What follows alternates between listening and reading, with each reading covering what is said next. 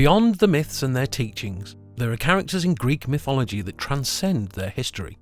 I invite you to meet Orpheus. While Orpheus has never been as instantly recognisable in today's popular culture as a mythical figure like Hercules, he still had all the makings of a classic Greek hero. Like so many others, he was not of entirely mortal origins, being the son of a king of Thrace, though other versions have the god Apollo as his father, and the muse Calliope. One story even has Orpheus accompanying the Argonauts on their epic quest, where it is only his music that allows them to pass the island of Sirens unharmed. At the same time though, Orpheus was never a warrior, like Hercules or Jason. He was a musician and a poet, one who, thanks to his mother's influence, was capable of playing music of almost supernatural beauty. It was, after all, commonly held in ancient Greece that while the god Hermes had invented the lyre, Orpheus' instrument of choice, it was Orpheus who first perfected it. With that in mind, it seems fitting that the story of Orpheus is best known for not one of epic adventure, but one of lost love. Orpheus had met, and quickly fallen in love with, a nymph named Eurydice. As the love between them grew, the two were practically inseparable, and were due to be married. However, their growing love was destined to be suddenly and tragically cut short. While fleeing from the unwanted advances of another who claimed to love her, Eurydice had the misfortune to step on a snake that was hidden from view in the long grass.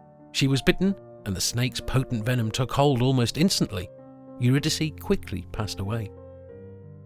Orpheus was devastated by the loss, as were Eurydice's sister nymphs, who accompanied Orpheus on his desperate plan to win her back.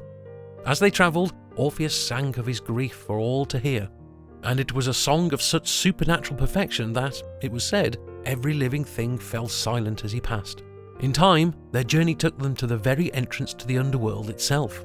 Here, Orpheus left the world of the living behind him as he set off to plead his case before Hades, the lord of the underworld. And the souls of the dead, much like the living of the world above, fell silent as he moved by. As he presented himself to Hades, Orpheus begged the lord of the underworld to allow Eurydice to return to the world of the living. He played music of such profound beauty that even Hades was moved.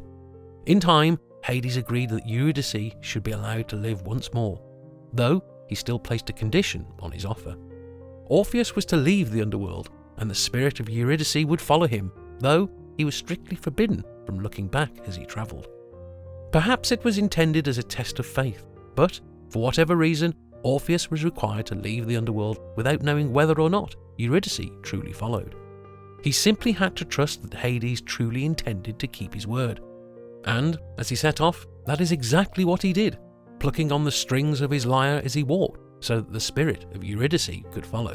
In this way, Orpheus made his way back to the entrance to the underworld and the land of the living, and, unknown to him, the spirit of Eurydice followed in his wake.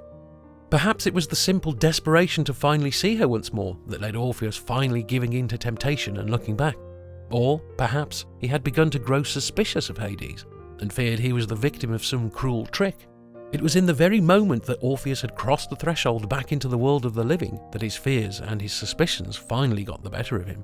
He looked back, hoping to finally catch sight of Eurydice, not realising that, trailing behind him as she was, she would still technically be in the realm of the dead.